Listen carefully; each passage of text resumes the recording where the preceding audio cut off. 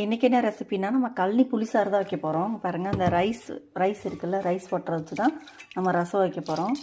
ஒரு தடவை நல்லா வாஷ் பண்ணிவிட்டு அதுக்கப்புறம் தண்ணி ஊற்றி ஊற வைக்கணும். அந்த தண்ணியை நல்லா களைஞ்சிட்டு இதில் நல்லா இந்த பச்சை தண்ணிலாம் ஊற்றக்கூடாது, இந்த கழனி தண்ணி மட்டும்தான் ஊற்றணும்.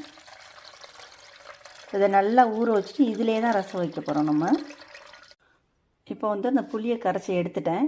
இப்போ நம்ம ரசம் வைக்கலாம். இப்போ கொஞ்சம் எண்ணெய் விட்டுக்கலாம்.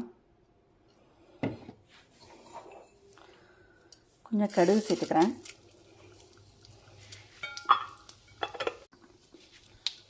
இப்போ வரமிளகா சேர்த்துக்கிறேன். இப்போ கொஞ்சம் வெந்தயம் சேர்த்துக்கிறேன். இது காரத்துக்கு பச்சை மிளகாவும் வரமிளகா மட்டும்தான். இப்போ பச்சை மிளகா சேர்த்துக்கிறேன். இப்போ வெங்காயம் சேர்த்துக்கிறேன். இப்போ கொஞ்சம் கருவேப்பிலை சேர்த்துக்கலாம். இப்போ தக்காளி சேர்த்துக்கிறேன். எவ்வளோ புளிப்பு வேணுமோ அவ்வளோ தக்காளி சேர்த்தேன்னா புளி வேறு சேர்க்குறோம்ல. தக்காளி வதங்குறதுக்கு கொஞ்சம் உப்பு போட்டுக்கிறேன். இப்போ தக்காளி நல்லா வதங்கிடுச்சு. இப்போ நம்ம புளி தண்ணி கரைச்சி வச்சுருக்கோம்ல கழனி தண்ணியோட, அதை எடுத்து ஊற்றிக்கலாம். இப்போ கொஞ்சம் மஞ்சத்தூள் போட்டுக்கலாம். இப்போ கொஞ்சம் உப்பு.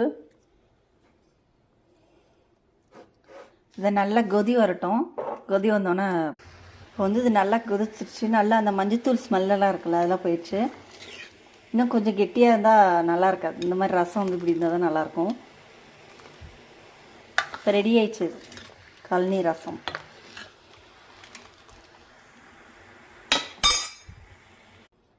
இந்த ரசத்துக்கு நல்லா சூடாக ரைஸ் போட்டு நல்லா கழனி ரசத்தை ஊற்றி அதில் இந்த பச்சை மிளகாலாம் இருக்கும்ல, அதை எடுத்து போட்டு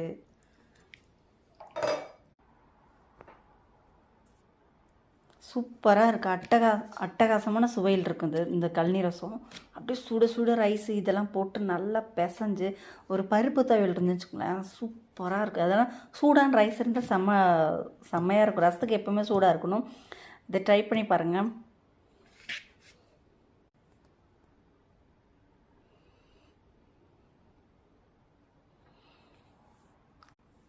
இந்த ரசம் எங்கள் அம்மா பண்ணுற ரசம் அடிக்கடி பண்ணுவாங்க எங்கள் அம்மா.